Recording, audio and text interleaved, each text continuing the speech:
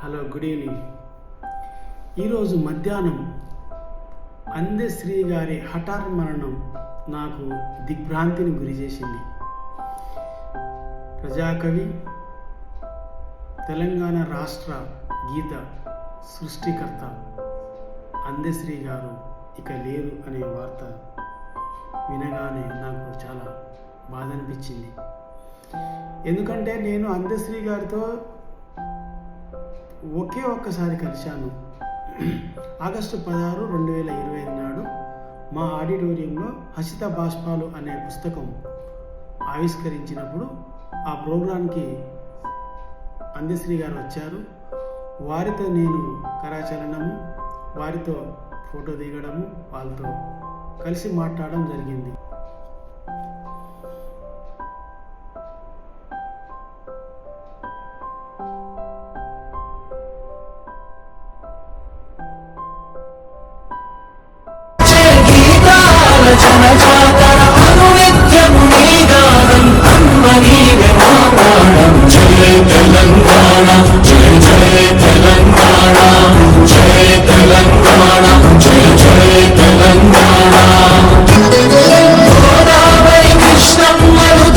మామూలు వ్యక్తి అందే ఎల్లన్న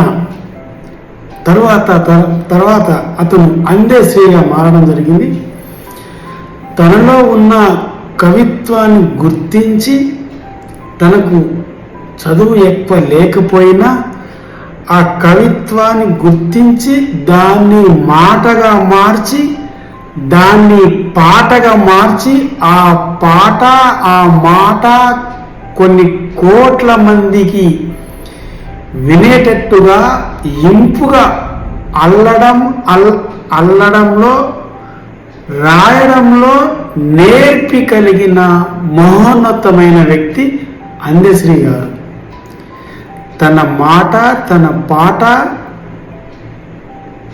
లక్షల మందికి పాడే విధంగా రోజు పొద్దున ఉదయం స్కూళ్ళలో కొన్ని కోట్ల మంది పిల్లలు పాడే విధంగా తెలంగాణ రాష్ట్ర గీత సృష్టికర్త మన అందశ్రీ గారు అలాంటి మహోన్నతమైన వ్యక్తి ఈరోజు లేనంటే నమ్మశక్యం అయితలేదు.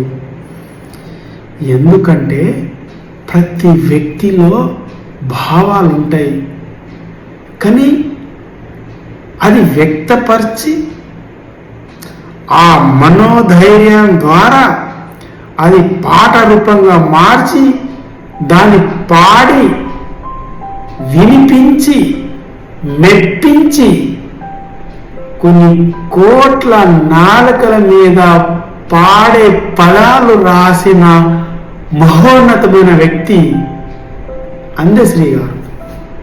అలాంటి వ్యక్తులు చాలా అరుదుగా ఉంటారు, చాలా అరుదుగా ఈ భూమి మీద పుడతారు. ఎందుకంటే మనలో ఉన్న భావాన్ని మాటగా, పదముగా, పాటగా అది కాగితం మీద రాసి రచించి ముద్రించి ప్రజలను వినే విధంగా ఈ పాట వలన, ఈ మాట వలన కొన్ని కోట్ల మంది చైతన్యం పొందే విధంగా వాళ్ళ మనసులు ఉల్లాసపరిచే విధంగా వాళ్ళు కష్టంలో ఉన్నప్పుడు అందశ్రీ గారి పాట గుర్తు చేసుకుని పాడినప్పుడు ఎంతో శక్తిని, ఎంతో ఉల్లాసాన్ని, ఎంతో మనోధైర్యాన్ని ఇచ్చే విధంగా అందశ్రీ గారు మాటలు రచించారు. ఒక మహామూలు వ్యక్తి స్వయం కృషితో ఏ పిహెచ్డీలు, పీజీలు, డిగ్రీలు లేకున్నా వాళ్ళకన్నా ఉత్తమంగా వ్యక్తపరచడంలో తెలంగాణ ఉద్యమంలో ఏ మీటింగ్ జరిగినా తన పాట లేనిదే మీటింగ్ కంప్లీట్ కాలేదు.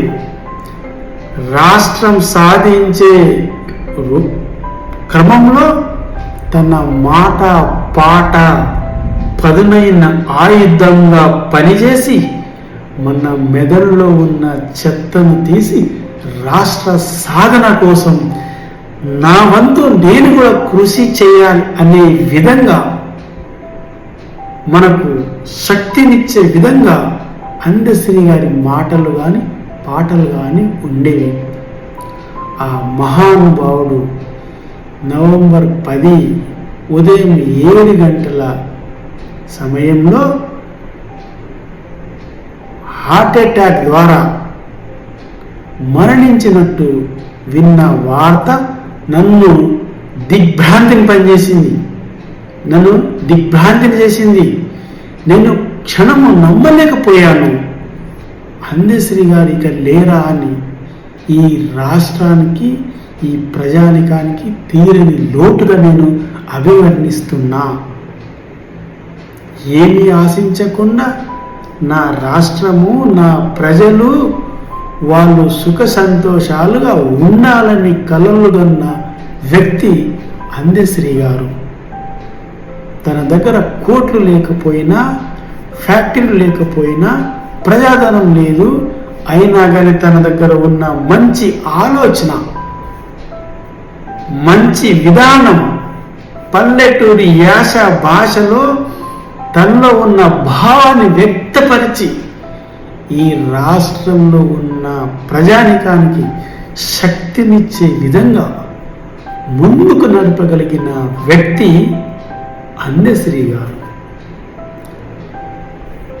అలాంటి మహోన్నతమైన వ్యక్తి మన తెలంగాణ రాష్ట్ర గీతం సృష్టికర్త అందశ్రీ గారు ఇక లేరు అంటే నమ్మశక్యం అయితే లేదు. వారికి ఇదే నా జోహార్లు. వారి ఆత్మకి శాంతి చేకూర్చాలని, వాళ్ళ కుటుంబీకులకు మనోధైర్యం ఇవ్వాలని నేను మనసారా కోరుకుంటున్నాను.